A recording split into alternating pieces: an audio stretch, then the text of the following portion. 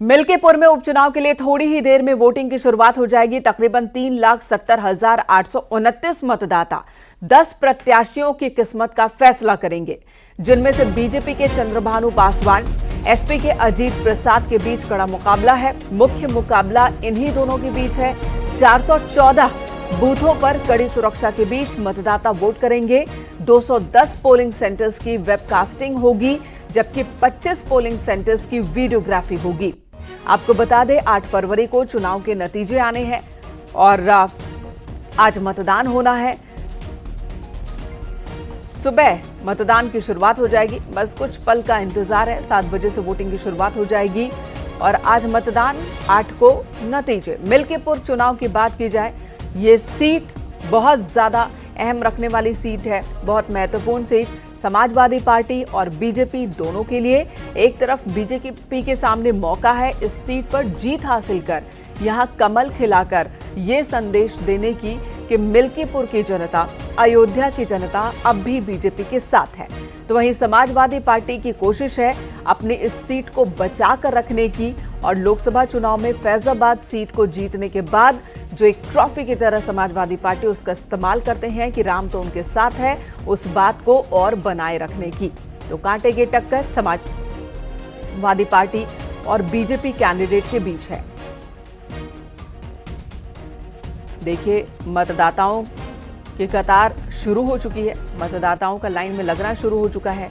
मिल्कीपुर में 3,70,829 मतदाता हैं। 10 इस वक्त उम्मीदवार, इस बार चुनाव मैदान में 10 उम्मीदवार मिल्कीपुर से चुनाव मैदान में मौजूद हैं, अपनी अपनी किस्मत का फैसला, किस्मत को आजमाने के लिए। और ये मतदान केंद्र की हम आपको तस्वीर दिखा रहे हैं। अयोध्या से ही जुड़ा हुआ है मिल्कीपुर।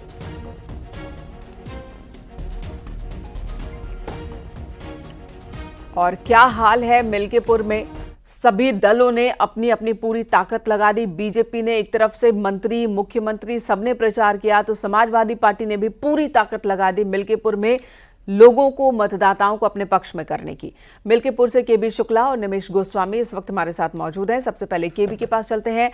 केबी शुक्ला जी, जिस तरह से तैयारी हुई, राजनीतिक दलों की ओर से दावे हुए, 10 प्रत्याशी किस्मत आजमा रहे हैं, क्या कतार दिखाइएगा कि लोगों में उत्साह कितना है इस एक विधानसभा सीट पर चुनाव को लेकर? देखिए, मेरे का 7 बजने वाले हैं और मैं इसमें मिल्कीपुर के एक बूथ पे हूं। लोग देखिए यहाँ कतारबद्ध हो गए हैं मतदान करने के लिए। जितने मतदाता यहाँ पर हैं ये कतारबद्ध हो गए हैं। 7 बजते ही ये अपने अपने कतारबद्ध जो हुए हैं इसे पहुंचेंगे और अपने मताधिकार प्रयोग करेंगे। तो कुल मिला के जिस तरह देखा जाए लगभग 3,70,000 जो मतदाता हैं वो 10 प्रत्याशियों के भाग्य का फैसला करेंगे। 2 जो प्रमुख प्रत्याशी हैं जिनके बीच सीधी टक्कर है वो है भाजपा और सपा। भाजपा के चंद्रभानु पासवान और सपा से अजीत प्रसाद जो सांसद के बेटे हैं, उनके बीच कड़ा मुकाबला है। दोनों पार्टियों ने पूरी मेहनत की है, एड़ी से जोई तक का जोर लगाया है और अब ये फैसला होना है आज किसके पक्ष में मतदान होना है और 8 फरवरी को किसके सर पर मिल्कीपुर का ताज सजना है। कुल मिला के दोनों पार्टियों ने खूब मेहनत की है। भाजपा की बात करें तो मुख्यमंत्री समेत 7 मंत्री और 40 विधायक मैदान में थे। वहीं सपा की तरफ से भी खूब मेहनत की गई। अखिलेश यादव, डिंपल यादव, धर्मेंद्र यादव ने यहां पर प्रचार किया। अब देखना ये होगा कि आज किस तरह से बूथ मतदान होता है, उसका प्रतिशत कितना होता है, कौन किसके पक्ष में जाता है।